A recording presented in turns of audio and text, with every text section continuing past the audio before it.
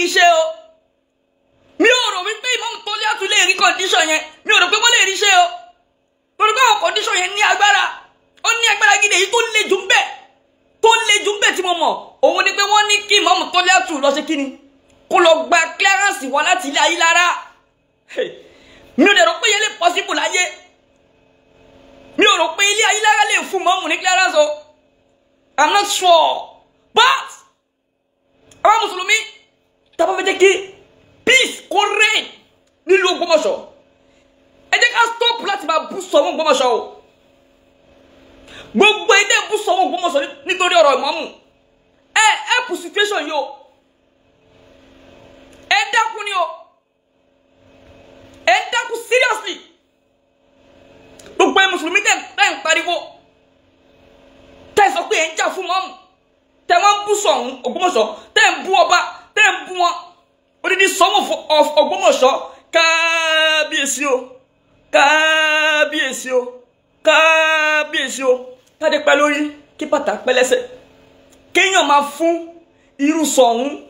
kó máa fún wọn ní 7 days lórúkọ pé ó ń jà fún mọ́mù afọlọ́wọ́n bá bẹ gbogbo wa ọba mùsùlùmí tó bá jẹ́ pé lóòótọ́ al-Islam wà dínú sàlámù tá à ń sọ tó bá jẹ́ pé lóòótọ́ ni ọba mùsùlùmí ẹ jọ̀ọ́ tó yọ lọ́hùn ẹ má jẹ́ ká bú sọ̀hún Ògbómọ̀ṣọ́ mọ́ ẹ má jẹ́ ká bú sọ̀hún Ògbómọ̀ṣọ́ mọ́ ẹ má sọ pé torí pé ẹ ń jà fún mọ́mù ẹ wọ́n bú sọ̀hún Ògbómọ̀ṣọ́ ẹ jà fún mọ́mù o wàláì ẹ ń dákun ní o ẹ ń dákun ní o ẹ jẹ́ gbọ́ nǹkan tí bàbá Sọ̀hún Ògbómọ̀ṣọ́ ẹ jẹ́ ká gbọ́ nǹkan tí wọ́n sọ ẹ jẹ́ gbọ́.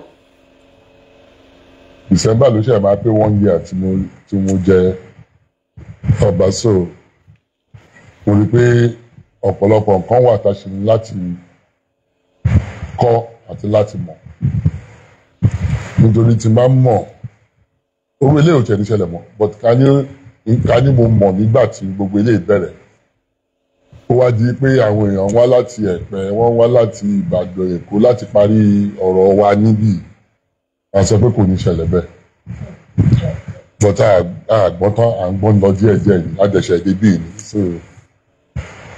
next time a máa yára wa ní brain àníjẹ́ kó di ọ̀rọ̀ tí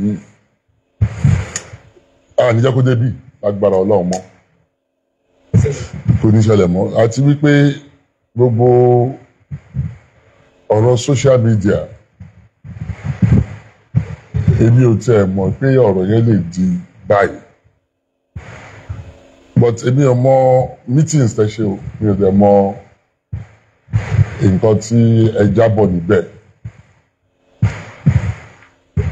but mo mọ̀ pé solution lẹ wá òun lẹ wá mi ò mọ̀ bóyá ẹ ti mọ nǹkan tẹ́ máa sọ fún àwọn bàbá Lágége pẹ̀lú gbogbo ọ̀rọ̀ yìí nítorí Akéwùgbà Gold ti wá tẹ́lẹ̀ and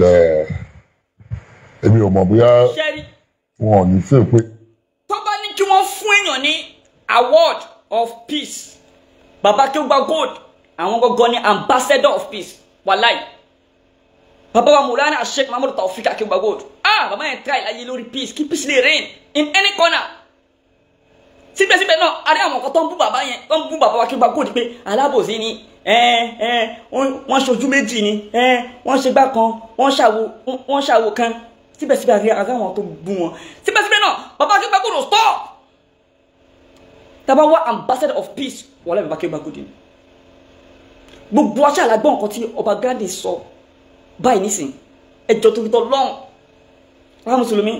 kábíyèsí kádé pẹ́ lórí kí bàtà pẹ́ lẹ́sẹ̀ gbogbo apátápátá ẹ jẹ́ ká máa bẹ bàbá wa Soun of Ògbómọ̀ṣọ́ ẹ jẹ́ máa bẹ̀ wọ́n torí Ọlọ́run ẹ̀bẹ̀ ní ká máa bẹ bàbá wa Soun Ògbómọ̀ṣọ́ tábà sọ wípé ìmámù ò ṣẹ Soun Ògbómọ̀ṣọ́ irọ́ la pa ìmámù rí lè ṣẹ Soun Ògbómọ̀ṣọ́ níbi sísọ̀rọ̀ ìmámù Ògbómọ̀ṣọ́ wọ́n sọ̀rọ̀ sí Soun Ògbómọ̀ṣọ́ tí ò dẹ̀ yẹ kó rí bẹ́ẹ̀ àwa mùsùlùmí táwọn sọ wípé à ń jà fún mọ́mù táwọn ń bú Soun Ògbómọ̀ṣọ́ ṣe dáadáa o aburú là ń ṣe o ẹ jẹ́ máa gbọ́rọ̀ bàbá wa Soun lọ. Ó wà bias aṣojú mufti Barakoyi wọ́n á wò pé gbogbo wọn yẹn sáìdì kan náà ni wọ́n wà òun ò pé ẹ gbọ́ the other side nítorí ẹyẹ òun fi apá kan fò so òun ò pé ẹ gbọ́ the other side ti Imam nítorí àwọn èèyàn mọ̀ àwọn tí mo ti sọ yìí wọ́n mọ̀ sáìdì tí wọ́n wà so mi ò rò pé ó yẹ kí ẹ gbọ́ sáìdì kan mi ò mọ̀ lẹ́sìṣẹ́ lẹ́mí tí mo tẹ̀ ń wọlé mi ò tí wọlé 5 minutes tí a pé mo ti sọ pé 11 ni màá wá lọ́la ìgbà tá a ké gba góòlù pè mí tó sọ pé kí n jọ pé gbogbo àwọn tó wá wọn máa láti padà wípé 11 tí mo fún yín yẹn gan ọ̀pọ̀lọpọ̀ máa ti padà sí venue wọn níwájú ọlọ́run àti èèyàn mi ò tí ì jókòó nínú ilé mo ṣe ń dè ní mo ṣe ń dé láti kò ní mi ò tí ì jókòó ó tọ́ mo sọ yẹn tí bàtí tó sọ pé tí omi ò mọ nǹkan tó ti ṣẹlẹ̀ o ṣùgbọ́n mo wò pé ẹ bá máa mọ nǹkan tó ń ṣẹlẹ̀ ẹ láti gbọ́ the two sides and reason tí mo fi sọ bẹ́ẹ̀ ni pé èmi gan tí ọ̀rọ̀ yìí kàn tí bá ń gbọ́ àwọn nǹkan míì lórí social media mo máa ń wòye pé ọ̀rọ̀ yìí ò rí báyìí ṣùgbọ́n like you said ẹ̀pẹ̀lẹ̀ social media ni nítorí ọ̀rọ̀ tí the way tí wọ́n fi ń twist nǹkan ó yà mí lẹ́nu ọ̀rọ̀ tí ò ṣẹlẹ̀ tẹ́ bá máa gbọ́ nǹkan tó ṣẹlẹ̀ nípa ẹ̀. mo ṣòwò kan ní lẹ́nìí yìí ẹni ẹ ti sọ ó sọ ní Friday ìjọ tí wọ́n kó block lọ síbẹ̀ yẹn but ìjọba ìgbà nìyẹn ìjọba tó bá wọn lẹ́nu ẹ̀ lè fẹ́ ní ẹ̀ sọ tọ́jú mo kọ̀ rí nìyẹn tó ní mo fún àràbà pé wọ́n fẹ́ kọ́ ṣọ́ọ̀pù sí ilẹ̀ mùsùlùmí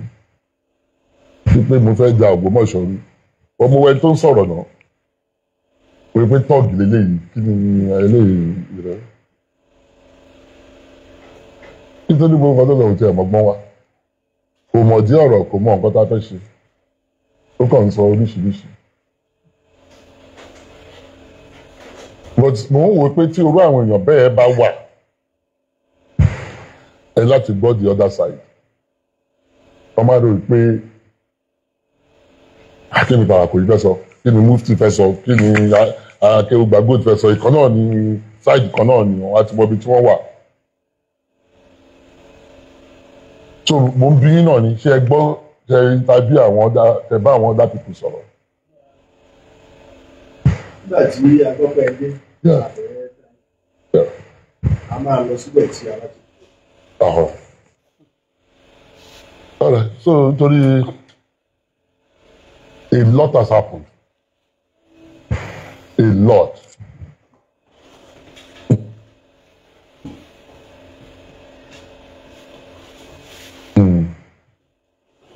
Iṣẹ́ rí èmi ò tẹ́ wọn mo ní sùúrù.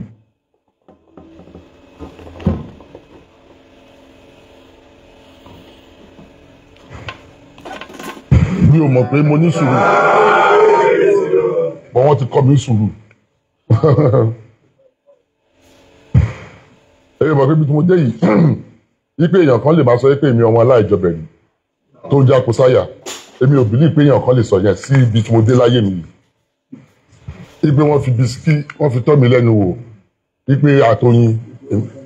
wípé ìgò yín wá ń fọ́. Mo gbọ́ kínní yẹn mo fẹ́ gbọ́ tó ẹ̀mẹ́rin nítorí mo rò pé ṣé ẹni iye mi ló ń sọ àbí àyàfẹ́ lòmíì.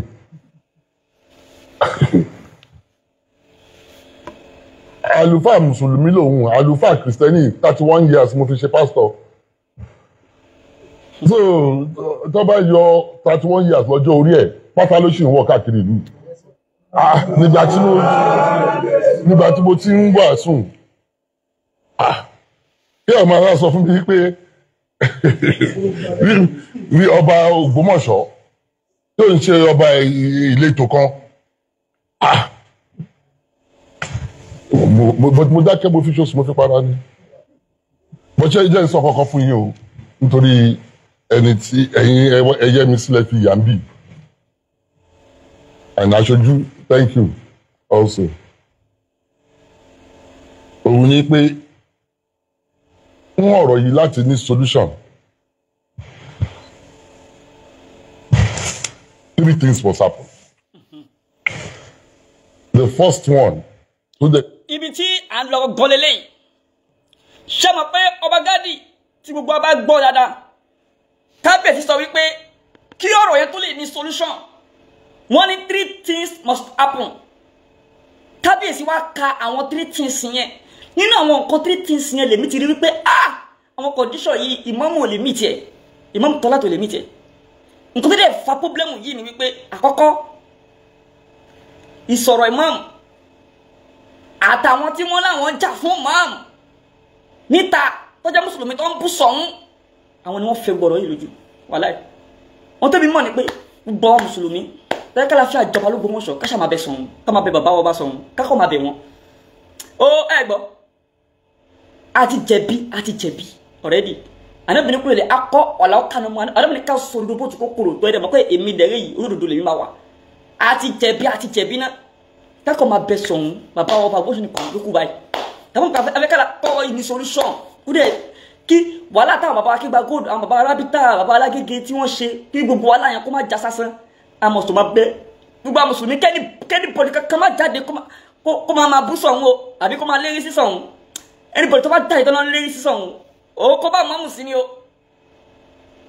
jà fún mọ́mù o tún fọ̀rọ̀ yẹn lójú sí ni o ẹ jẹ́ ká wá gbọ́ 3 things tí bàbá wa Soun Ogbomoso tí wọ́n kà wípé nǹkan tó lè ṣẹlẹ̀ tí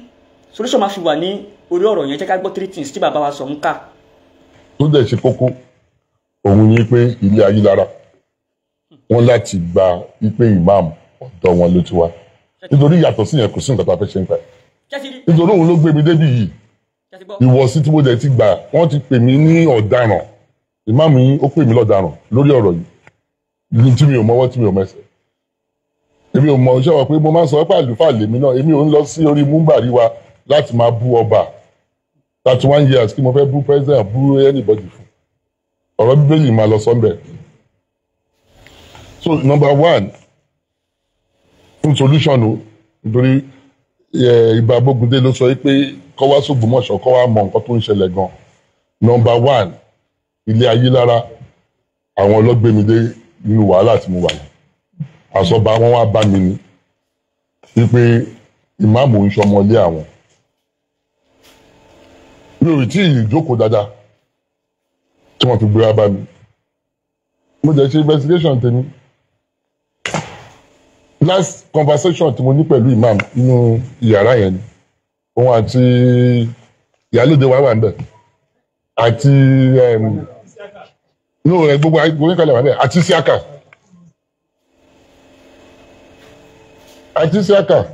Isiaka rẹ̀ ló pè ní mọ́gàjí ẹ̀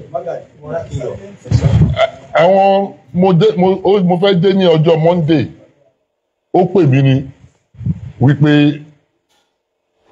Monday máa ti pẹ́ jù mo ní Èkó ni mo wà mo ṣáà sọ pé imam ló ń pè mí nítorí ẹ̀ mo dé ní ọjọ́ Sunday mo dẹ̀ ṣe ń wọ̀lú ni mo pè mo ní kó pàdé mi láàfin mo dẹ̀ sọ nǹkan kan fún níjọ́ yẹn tó yẹ pé n bá rò ní ìsìn oríṣẹ́ ọ̀rọ̀ tó yẹ kí n sọ mo sọ fún mo ní kò sẹ́ni tó máa yọ ẹ̀ as imam go and sow the seed of doubt sí máìndì mo ń sọ ilé publicly sí ni o kò yẹ kí n sọ mo sọ fún nítorí bishop síbẹ̀ ni wọ́n ní mò ń bá àwọn mùsùlùmí jà ṣé kí ni mo fẹ́ ṣe ta ló ti gbọ́ pé mo preach láti 1 year tí mo ti débi kò sí mo ń lọ church tèmi ọkàn mi ni àti Ọlọ́run mi ni kí ló kàn mí.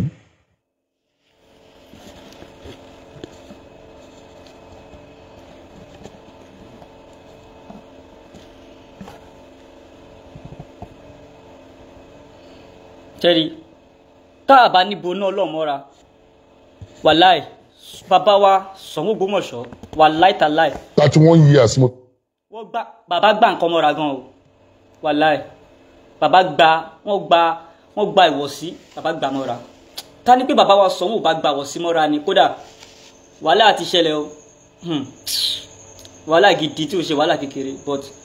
bàbá wa Soun wọ́n gba ìwọ̀sí mọ́ra gan ẹ ṣàjọ torí tọ lọ́hùn gbogbo àwa mùsùlùmí afọlọ́wọ́ bá bẹ nìkan kan wa ẹ má jẹ́ ká bú Soun Ogbomoso mọ́ ẹ̀yin tẹ́ sọ pé ẹ jà fún mọ́mú ẹ jẹ́ kó rí yín ó pé o kẹsì lọ́ọ́ ṣe làákàyè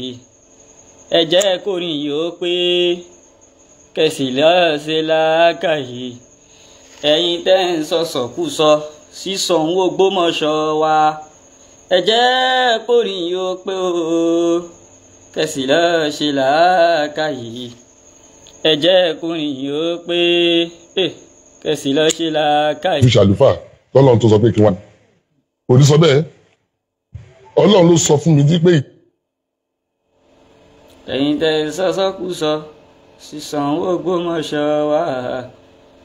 ẹ jẹ́ kó rí yín ó pé yẹ má bínú nẹ́tíwọ̀kì ni o ẹ jẹ́ kó rí yín ó pé kẹsì lọ́ọ́ ṣe làákàyè ẹ jẹ́ kó rí yín ó pé o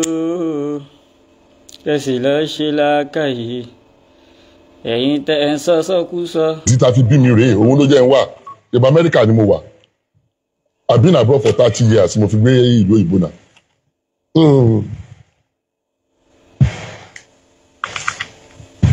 so kí ni eléyìí tó ń sọ èmi ò já ìjà ìsìn o màmá tó dẹ̀ bí bàbá mi mo ti sọ títí Muslim ni ní ilé kápẹ́ walking distance ní síbi màmá tó bí bàbá mi mo ti jọba Muslim ni kò sí nǹkan kan ilé Láòyè tí mo ti wá ẹ bá kó èèyàn 10 sílẹ̀ 9 ni wọn Muslim ni wọn kí ló wá kàn mí ṣe máa bá fámìlì mi jà ni so gbogbo ilé ìtẹ̀ ń gbọ́ kò sí irọ́ ní gbogbo ọ̀rọ̀ social media yẹn kò sí nǹkan tó jọ bẹ́ẹ̀ ọba ni mo wá jẹ lórí Christian Muslim àti oníṣẹ̀ṣe mo dẹ̀ ń sọ ìtẹ́ tá a jókòó léyìí kò ń ṣe ìtẹ́ Muslim ìtẹ́ àwọn oníṣẹ̀ṣe ni ẹni tó àwọn tó tẹ̀ lóyè oníṣẹ̀ṣe ni wọ́n àwọn òde bá wa jà wọ́n bá wa jà wọ́n bú wa wọ́n ṣe nǹkan kan tó bá ń ṣe kíní wọn máa ń jókòó síbẹ̀ tó bá ń ṣe ọdún wọn Ṣàngó gbogbo máa jókòó kí ni máa ṣe. àwọn sọ wípé èmi làwọn ròyìn pé ìgbà tí mo jọba wípé mi ò ní jẹ́ káwọn ṣe ìṣẹ̀ṣe àwọn ni wọ́n sọ fún mi wípé àwọn ọmọ ìpè máa jókòó pẹ̀lú àwọn wọ́n ń ṣòro kí ló kàn mí jẹ́bẹ́ ṣe nǹkan tó ń wù yìí I won't convert to traditionalist I won't convert to Muslim I'm a Christian so kí ló kàn mí everybody ṣe tiẹ̀ nǹkan tí mo fi ṣe sùúrù òun ni pé wọ́n fẹ́ gbé lọ sí ìjà ẹ̀sìn àníjà ẹ̀sìn ìbẹ̀rẹ̀ ẹ̀ la máa ń mọ àmọ́ ló ṣe máa parí ọ̀pọ̀lọpọ̀ nǹkan tí ìmáàmù yìí sọ ó dùn mí dé egungun ọmọ kọjá kẹ́nà ni bá ní kò dùn mí àti February ló ti ń sọ o November lámúyẹ o 3 weeks ago lè ṣe sọ pé èmi ọmọ aláìjọbẹ̀ rí o at my age at the level where I am in my life àbá ìgbà tí wọ́n bí ni mo jáde University of Ife 1982 ni mo jáde University of Ife 1986 87 ni mo kúrò ní mo ṣe masters ní UI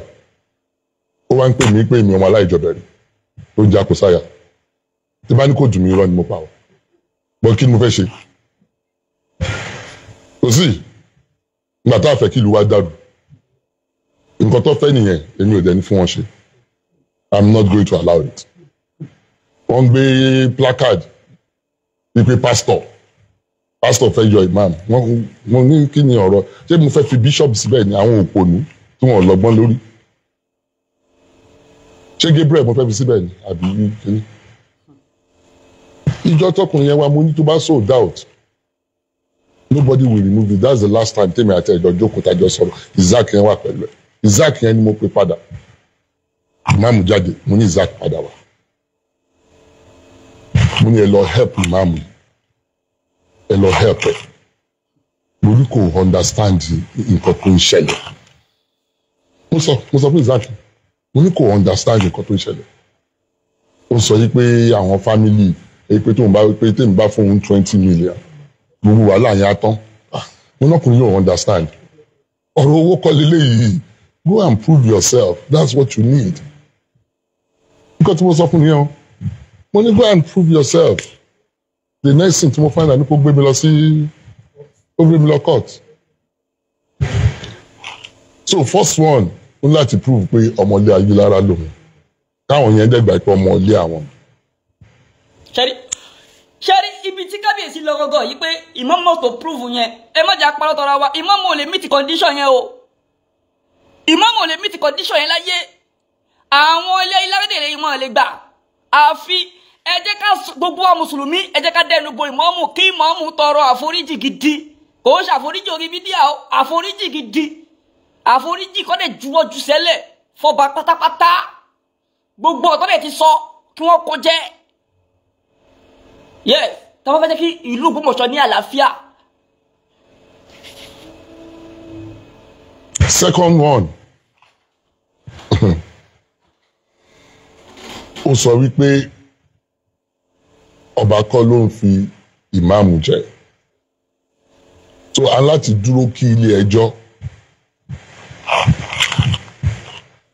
wọ́dà nítorí yẹn náà ló gbé lọ sílé ẹjọ́ a láti dúró.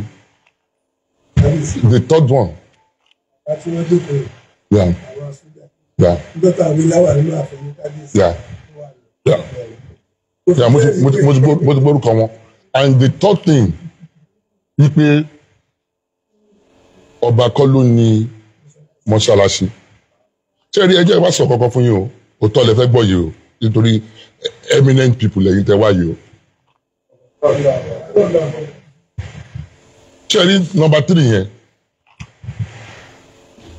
kò ní lè kàn mí wẹ́dà ọba ló ní mọ́ṣáláṣí ọ̀nà kò sí nǹkan tó kàn mí torí mi ò lọ mọ́ṣáláṣí lọ kírun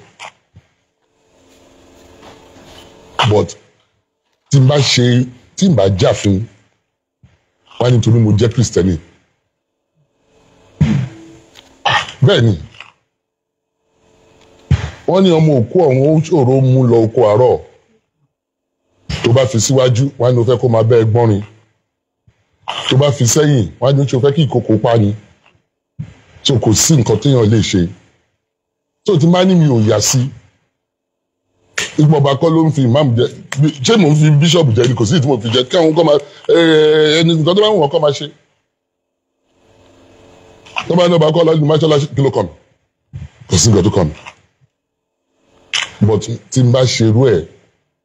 àwọn fámìlì mi wá sọ pé ìgbà tó dórí tèmi nítorí mo jẹ́ kristẹni ni mo ṣe fún wọn ní mọ́ṣáláṣí tí mi ò kọ́ bí ara sí. so ọ̀rọ̀ mẹ́ta yẹn kò sí bàtà fẹ́ ṣe ń pẹ́ tẹ́rí tèbú yẹn ṣé ìbú ń so ni ṣé èèyàn á sọ fún mi pé mi ò ń ṣe ọmọ aláìjọbẹ̀rí ni ní at this time kí ó rárá affect mi kò lè affect mi ọ̀nà tí mo ní ó jù yẹn lọ at all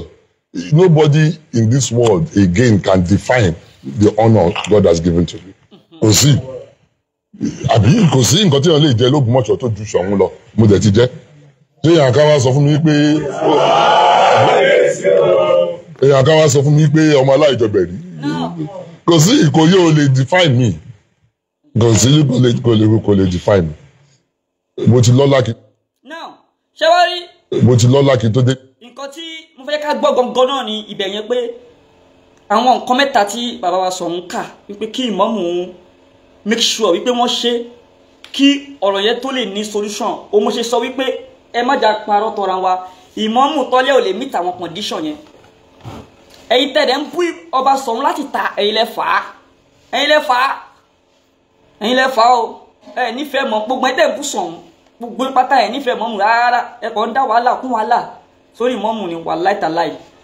kí gbogbo àwọn mùsùlùmí ẹ jẹ́ ká máa bẹ̀ sí bàbá Ṣọ̀ún Ògbómọ̀ṣọ́ pé kó má bínú gbogbo apárápátá ẹ jẹ́ máa bẹ̀ wọ́n pé kó má bínú ọba lọ́ba ń jẹ́ ọba bá lóyè gbogbo bẹ́ẹ̀ ni ọba bá lóyè oṣù bá lóyè àjẹ́ ẹ dákun torí tọ́lọ́run ẹ jẹ́ ká máa bẹ bàbá Soun Ogbomoso pé kí bàbá má bínú gbogbo awọ́dá jẹ́ ká máa bẹ bàbá Soun. And then again kí tó wá pé ọ̀rọ̀ títí Imam ọ̀rọ̀ tí Imam Ogbomoso sọ lórí ọ̀rọ̀ ìtàwọn náà sọ ẹ̀yin tí ẹ bá fẹ́ kàn sí mi nọ́mbà mi 09138403276 nọ́mbà mi yẹn ti sọnù o wọ́n ti jí fóònù mi wọ́n jí lánàá so ẹ jọ̀ọ́ ẹ̀yin tó fẹ́ kàn sí mi nísìn new nọ́mbà mi nísìn tẹ́tí lè gẹ́tì mi ní 09021975321 máa pín ní ẹ̀sìn 09021975321 ẹ jọ̀ọ́ gbogbo ẹ̀yin tẹ́ bá ti order àgbo lọ́wọ́ mi torí Ọlọ́run ẹ send message sí mi lórí WhatsApp pẹ̀lú nọ́mbà yìí lórí nọ́mbà yìí pẹ̀lú receipt yín nítorí Ọlọ́run gbogbo ẹ̀yin tẹ́ bá fẹ́ order àgbo high blood pressure ní tó máa cure rẹ̀ pátápátá tẹ́ ní gbúrú ẹ̀ mọ́ tó lè jẹ́ permanent cure láti ṣe fáwọn èèyàn wàláhì tàláhì sínú bílẹ̀ lẹ́sí láìláìláwà láwọn tí ò níye tí wọ́n dẹ̀ lò tó dúpẹ́ fọ́lọ́ ẹ̀mọ̀ pé ibi jogún àgúnlé ní kẹ́lẹ̀ kan fún àpé mo jogún ẹ̀ ń lé kò ń ṣeré mo ṣe máa fi wé hàn yìí ògbóyè náà wà pé ìwé yìí àwọn bàbá yà jọ ni tó bá fẹ́ ṣàbòsí lókun tó bá fẹ́ order fún àgbo high blood pressure order betis ọmọ ìyá mi tètè kàn sí Agambari o mẹ́sẹ̀jì mi lórí WhatsApp lórí 09021975321 tó bá mẹ́sẹ̀jì ẹ pẹ̀lú nọ́mbà mi 09138403276 jọ block ẹ̀ má reply o má dá wọn lóhùn fóònù náà wọ́n ti jí fóònù náà wọ́n jí níjẹ tàbí wọ́n jí lánàá yóò ní nọ́mbà mi ni òun ni mo pè yẹn ní nọ́mbà mi gọgọgọgọ òun ni mo pè yín sí yẹn so. Afas in Yoruba land. ẹ jẹ́ kí. Good morning to everyone. ẹ jẹ́ ń wá mo fẹ́ wá ibi tí Imam ti sọ̀rọ̀ so gbogbo wa pátápátá ẹ dákun tó yọ lọ́hùn ẹ jẹ́ ká máa bá bàbá wa Imam kí a máa bá wọn bẹ̀bẹ̀ ká máa bá wọn bẹ̀bẹ̀ ni ẹ má jẹ́ ká dákun o ẹ máa sọ pé ẹ ń sọ̀rọ̀ sí odidi Soun Ogbomoso Gbe ẹ má tẹ̀ra yẹ ẹ jẹ́ ká gbọ́kọ̀ tí Imam sọ. ẹ má ṣì fà àwọn àgbàlagbà nínú mọ̀ ń dákọ̀ fún yẹn ẹjọ́ o sọ bẹ́ẹ̀ wọ́n á sọ fún ọ pé tẹ́ bá ti ẹni yẹn síta ẹ bá ti síta ẹ láǹfààní àti mú àwa ọ̀daràn méjì ìlú tí ẹ fi nísinmi mo lé mi ọ̀daràn ni mí ẹ kàn ra mọ́ mi báyìí ni ẹ sì fà mí fagbófinró ẹni tó fọ́ọ̀jì dọ́kúmẹ́ǹtì yẹn gangan ọ̀daràn ló náà ẹ mú un náà báyìí ẹ sì fà fagbófinró agbófinró oníkábíyèsí ẹni yẹn tí ẹ bá ti síta ẹni yẹn wọ́n á pè lọ́daràn ayé máa fẹ́ sọ pé ní tí ò ti ọ̀daràn síta náà wọ́n á pè lórúkọ mi tí ọ̀dà orí bẹ́ẹ̀ kábíyèsí ẹ ràn wá lọ́wọ́ ẹ ti ẹni yẹn síta àfojú àṣebi hàn tó apò láàfin jọ náà kábíyèsí ní kí n má wọrí àwọn àṣìṣe lórí ẹ bí mo ti délé ní ẹ ò gbé lára mi dáadáa mo tún ya lóde pé ó ní ẹ sọ fún kábíyèsí mo pe Prince Samuel mọ́gàjì bọ́láńtà mo pe àwọn náà pé báyìí o ẹ bá ń sọ fún kábíyèsí kí wọ́n ti ẹni yẹn síta mo pe mọ́gàjì aburúmọ́kù ẹ sọ fún kábíyèsí o kí wọ́n ti ẹni yẹn síta mo pe bàbá baálẹ̀ mọ́sífà àwọn àgbàlagbà nínú mọ̀ ń dákọ̀ fún yẹn ẹ pe bàbá kábíyèsí kí wọ́n ti ẹni yẹn síta ó ní tí wọ́n bá ti síta tó bá di pé ẹ̀mí mi ò lè gbé mọ́ tí wọ́n ti síta táriwó dẹ̀ ń lọ social media ní gbogbo ìgbà pé fake document ni ó wà lọ́wọ́ mi àmì ní dúró dijọ́ tí security report máa sọ ní ọ́fíìsì wa pé àbí táwọn èèyàn competition sí ọ́fíìsì wa pé ẹni tó ṣiṣẹ́ pẹ̀lú yín rí yìí o ọ̀daràn ni tó bá rí bẹ́ẹ̀ nǹkan burúkú ni o wà mo wí tí mi ò gbọ́ nǹkan kan lórí ẹ̀ ni mo fi sọ ọ́ síta. Now èyí tí mo rí pé ó kọ̀ sí àìgbọ́ra ẹni yé mọ́ láàrin mi àti kábíyèsí nìyẹn mo sì tún fàsìkò yìí ọ̀rọ̀ bàbá wa kábíyèsí ẹni tí ó lóun bá mi forge document nìyẹn kí wọ́n tì í síta ẹni yẹn bá jáde lénìí tó sọ pé òun lòun bá mi forge document tó wà lọ́wọ́ mi any of my document any ni mo sọ o mi sọ pé kan o torí pé mo gbọ́ èmi àti ọkọ bàbá kábíyèsí sọ bẹ́ẹ̀ fún mi mo gbọ́ ni yóò wá kábíyèsí sọ pé kì í ṣe àwọn academic document ni wọ́n ń sọ wípé àwọn program broker ọ̀kan nínú àwọn tí mo fi hàn wọ́n níbi tí wọ́n kọ biography mi sí nígbà tí mò ń wé láwà ní ìmọ̀ọ́mù àdíàmù ní Abẹ́òkúta àbígbà tí mò ń wé láwà ní ìmọ̀ọ́mù òpóró akẹ́ àti ṣéwùlì Islam lẹ̀ òpóró lábẹ́òkúta tí wọ́n kọ sí wọ́n ní mọ̀ torí àwọn kábíyèsí sọ bẹ́ẹ̀ fi ni pé wọ́n ní àwọn nǹkan yẹn làwọn yẹn sọ pé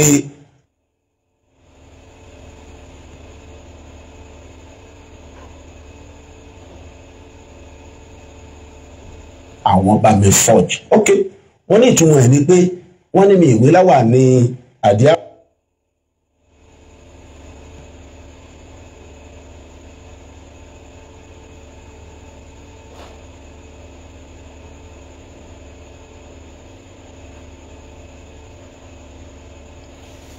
ẹ má bínú network yẹn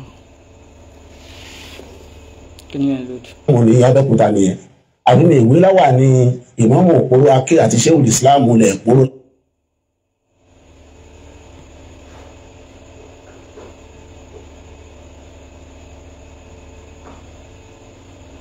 Abẹ́òkúta nìyẹn àwọn tí wọ́n gbé fún mi ń bẹ láyé programu ọjọ́ náà ẹni tó bá lòun fọ́ jẹ tó bá jẹ́ yẹn náà ni tó bá lè proof ẹ̀ criminal náà ni mi torí ẹ̀ mo bẹ bàbá kábíyèsí mo tó ń fàsìkò yìí rọ̀ wọ́n ẹni tó wá bá wọn yẹn tó sọ pé document any of my document òun lòun fọ́ jẹ ní bàbá kábíyèsí tiẹ̀ nìyẹn síta àmọ́ now ìyẹn nìyẹn ṣe rí ọ̀rọ̀ dídì ìmáàmù mi l'Ógbómọ̀ṣọ́ torí pé ọ̀rọ̀ kan wáyé lórí ẹ̀ ìmáàmù sọ pé èyí ṣe ọba ní ó fi òun jẹ ìmáàmù ẹ jẹ́ ń sọ bí mo ṣe sọ kí n sì sọ bó ṣe rí jíjẹ ìmáàmù mi àwọn mùsùlùmí Ògbómọ̀ṣọ́ ni wọ́n yàn mí ní ìmáàmù torí pé mo emerge níbi screening ni ìgbà tí wọ́n yàn mí tán torí pé screening tá a ṣe gbangba láti ṣe gẹ́gbọ́gà yìí sọ lẹ́ǹkan àwọn kan ṣe kan nínú family ọ̀rọ̀ ìtàn náà lápá fúnra wa nínú ẹbí ńgbà tá a gbọ́ra wáyé tán ni wọ́n tó screen wa within the family sọ́ni tó bá sọ pé kì í ṣọmọlé ayé lára ó kàn ń wí tó wù mí torí pé in the first place tí mi ìbá kẹ́ ń ṣọmọlé ayé lára báwo ni wọ́n ṣe máa rán ni sí mi pé kí n wálé ṣé wọ́n hin mí títì ni ṣé mò ń lọ street ni wọ́n kàn sọ pé máa bọ̀ ọ̀rọ̀ bó ti yé ìtàn tó bá wù kálukú ló lè pa torí pé ẹni fẹ́ tún nǹkan ṣe àtẹni tó fẹ́ bà nǹkan jẹ́ kíní kan náà ni ó sọ now Abẹ́òkúta ni mo wà tí mo ti ń ṣiṣẹ́ Ọlọ́run sì ṣàánú mi gan wallahi alazim lọ́jọ́ orí mi Ọlọ́run ṣàánú mi torí pé Ọlọ́run nìkan ló ní nǹkan tán o ṣùgbọ́n mi rò pé kíní kan bẹ téèyàn lè sọ pé òun fẹ́ láyé níwọ̀n bá tí ó tẹ́ mi lọ́rùn tọ́lọ́run ṣe fún mi o mi rò pé kíní kan wà tí mi tí ì ní nígbà tí mo wà l'Abẹ́òkúta alhamdulilayi rabbil alamin kò sí ní téèyàn fẹ́ jẹ́ tó bá ti kíw tán ní tó lágbára jù tó lè jẹ́ náà ni kò jẹ́ ìmáàmù ó ti jẹ́ ìmáàmù l'Abẹ́òkúta ìmáàmù òlu ni mi l'Abẹ́òkúta Ọlọ́run kan fi ṣe sàárà fún mi ni torí pé kì í ṣe pé mo mẹ́rí ìtì ẹ̀ gẹ́gẹ́ bíi pé mi ìtì ẹ̀ yìí ṣọmọ Abẹ́òkúta and that was the first thing tí mo sọ fún bàbá ìmáàmù Ẹ̀gbá tèmi sì ń bẹ láyé wọ́n wà lórí láti bí Ẹ̀gbá náà nígbà tí wọ́n rán ni sí mi ní ìpòró pé kí n wá mo sì dé wọ́n ní a fẹ́ fi oyè méjì kan dá ẹ lọ́lá a fẹ́ fún ẹ ní ìmáàmù òpóró Aké a sì fẹ́ fún ẹ ní Sheikhul Islam gbogbo ilẹ̀ ìpòró wọ́n ní bàbá mi kì í ṣe ọmọ Abẹ́òkúta báyìí ìmáàmù Ẹ̀gbá ń bẹ láyé bí wọ́n ọmọ Ògbómọ̀ṣọ́ ni mí nǹkan méjèèjì ńlá lábẹ́ dákọ̀ ẹ̀ àwọn ọmọ ìlú ni wọ́n máa ń ní bàbá sì sọ́njọ́ náà pé ṣáà sọ pé àmọ́ ni àmọ́ àfi dá ẹ lọ́lá ni bàbá ìmáàmù Ẹ̀gbá ń bẹ láyé wọ́n wà lórí láti bí níta àkọ́kọ́ àwọn ìmáàmù Ẹ̀gbá níta kejì láti mo fi jẹ ìmáàmù Àdíàm ìyẹn náà dá wàhálà alẹ̀ tí mo fẹ́ jẹ ìmáàmù Àdíàm gbà yẹn àwọn tí wọ́n jọ mọ bíbí Ẹ̀gbá sọ pé rárá o ẹ gbọ́dọ̀ gbé oyè wa fún ará àta. Bàbá ìmáàmù Ẹ̀gbá tèmi wà lórí láti bí gbà yẹn bàbá wa Ọ̀rúnṣolú ni ìmáàmù Ẹ̀gbá gbà náà bàbá wa ìmáàmù Ẹ̀gbá tèmi ni wọ́n lọ sọ fún bàbá Ọ̀rúnṣolú pé rárá o ẹ fi ilẹ̀ o káwọn bá béèrè pọ̀ mọ́ abúlé sọ pé ọmọ ọba ń gbọ́dá wà. Mo sì wé láwà nìyẹn ní bàbá ìmáàmù Ẹ̀gbá tèmi nígbà tí wọ́n di ìmáàmù Ẹ̀gbá kan tó wá fún mi ní ìmáàmù kọ́lọ́ akẹ́ àti ṣùgbọ́n mo sọ bẹ́ẹ̀ fún wọn pé ọmọ Ògbómọ̀ṣọ́ ni mí. Now tó bá ṣe yí pé kákọ́ mọ́ ń kéw ọmọ nǹkan mọ́ ń kéw mo ní ilé kéw tí ì ṣe ilé kéw abẹ́ ilé classrooms tọ́lọ́ nǹkan fún mi tá a kàn ń pàànù. Mọ́sálásí tọ́lọ́ nǹkan fún mi fún ara mi tí mi ìgbà donation kọ́ mọ́sálásí rí láyé tẹ́ ẹ bá débẹ̀ ẹ dúpẹ́ lọ́dọ̀ Ọlọ́run mi ì sì gba donation rí láyé fi kọ́ ó wà lábẹ́kúta ń bẹ̀ Ọlọ́run ti kọ́lé fún mi kí n tó kúrò lábẹ́kúta mò ń lo mọ́tò àwọn ìyàwó mi méjèèjì ń lò tó kì í ṣe pé bóyá nítorí pé kò rí kinní kan rí àbí nǹkan wọ́n sì níṣẹ́ tó dáa lọ́wọ́ mò ń ṣiṣẹ́ pẹ̀lú civil defence nígbà náà lọ́hùn deputy superintendent of corps ni mí ní civil defence ẹni bá ti dé ránkì yẹn ó lè di DP ọlọ́pàá. Ká ní mo sì wà ń bẹ̀ ń sin ni àwọn colleagues mi tá a jọ wà ń bẹ̀ ń gbà yẹn àwọn tí wọ́n ti di chief superintendent wà ẹlòmíì tó ti di assistant commandant wà nísìnyí. Sotori ẹ̀ kì í ṣe pé bóyá kíní kan ni mò ń wá tá a fi sọ pé bóyá torí pé kò rí kíní kan ní àbí nǹkan kan wọ́n rán mi sí mi ni mo sì wà mo sì dé adẹ contest nínú ilé apàtàn fúnra wa ọ̀rọ̀ yẹra wa wọ́n screen mi nínú ilé àwọn tí wọ́n jọ screen wa nínú ilé wọ́n wò pé bóyá wọ́n ṣèrú fáwọn ní Muslim community ni wọ́n fi set up independent panel inú mọ́sálásí wa ìná ti ṣe èmi ò ṣerú tábìlì ní adíláyé wọ́n máa ṣe ń tábìlì fún yàn ní gbangba bá a ṣe jókòó inú gbogbo ayé péjọ náà wọ́n sì ń bí wa ní ìbéèrè a sì ń dáhùn èmi ẹni tí wọ́n fi ṣe ìmọ̀mọ́ àfin àfa Habib àti àfa Miftahudeen àwọn mẹ́tẹ̀ẹ̀ta tí wọ́n screen jọ náà nìyẹn screen yẹn ni mo ti emerge gẹ́gẹ́ bí imam ni mo fi sọ pé mùsùlùmí Ògbómọ̀ṣọ́ ló yàn mí ní imam lẹ́yìn tí ó tẹ́ wọn lọ́rùn tán ni wọ́n mú mi lọ wájú kábíyèsí sọ ìyẹn nìyẹn bẹ́ẹ̀ ṣe rí èyí tí wọ́n wá ń sọ pé bóyá mò ń sọ̀rọ̀ àbùkù sọ́ba nǹkan kan mi ìfẹ́ rántí àwọn kìnìyàn mọ́ ọ̀rọ̀ wà kìnìyàn. Jímọ̀ pẹ̀lú ẹlẹ́bọ. Ok. Ẹ̀mí òṣè bíbí tí ó. Ok. Ok. Ok. Now ẹ jẹ́ kí n now ó ti yé mi now ó túbà Jímọ̀ mi gbogbo ẹ̀ ló wà online gbogbo ẹ̀ pátá Jímọ̀ tí mo kí ọjà yìí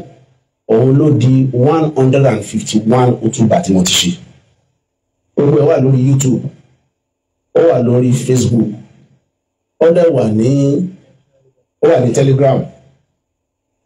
ó wà ní alẹ́ ráwọn links yẹn míì ní Instagram ó wà ní alẹ́ ráwọn míì ní Twitter so ibi tí wọ́n bá ti rí ń bẹ̀ pé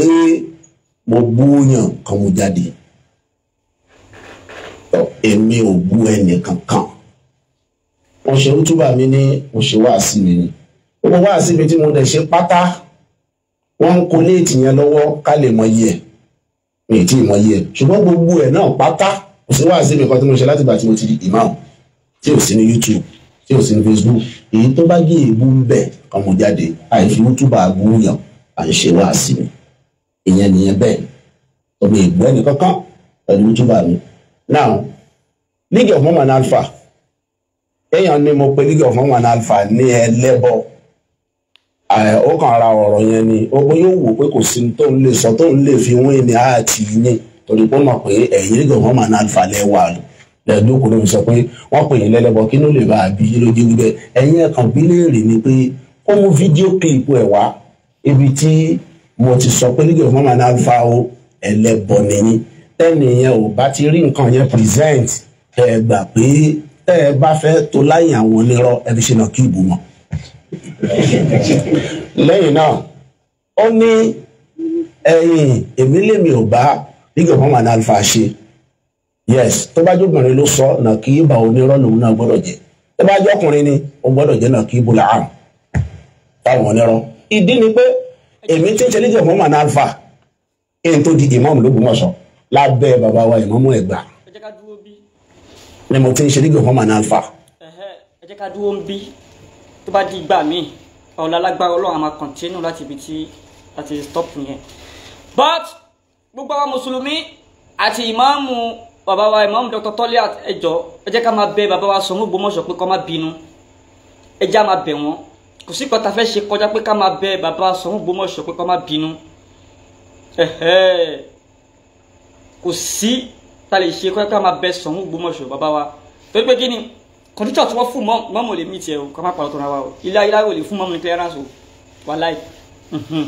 àfi tọ́ba yanjú ẹ̀ pátápátá délẹ̀ tó ẹjọ́ bàbá Soun Ogbomoso Ọlọ́run jẹ́ pẹ́ fún ẹ dákun ẹ má bínú bàbá wa Soun Ogbomoso ẹ má bínú ẹ dákun gbogbo ẹ̀yin wèrè tẹ́ ń bú Soun Ogbomoso yẹn ẹ jẹ́ kó rí yín pé o ẹ má bú Soun Ogbomoso o ẹ jẹ́ kó rí yín ó pé o kẹsì lọ́ọ́ ṣe làákàyè ẹ jẹ́ kó rí yín ó pé kẹsì lọ́ọ́ ṣe làákàyè ẹ̀yin tẹ́ ń bú Soun Ogbomoso wa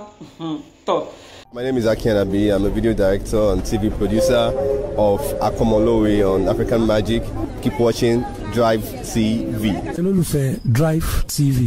àti gbogbo ẹ̀yin tí Fẹ́mi Sola ẹ máa wo Drivetv. Keep watching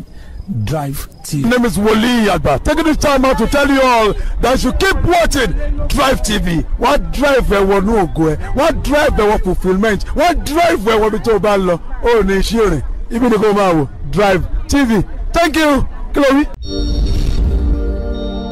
Drivetv. Driving you around the world.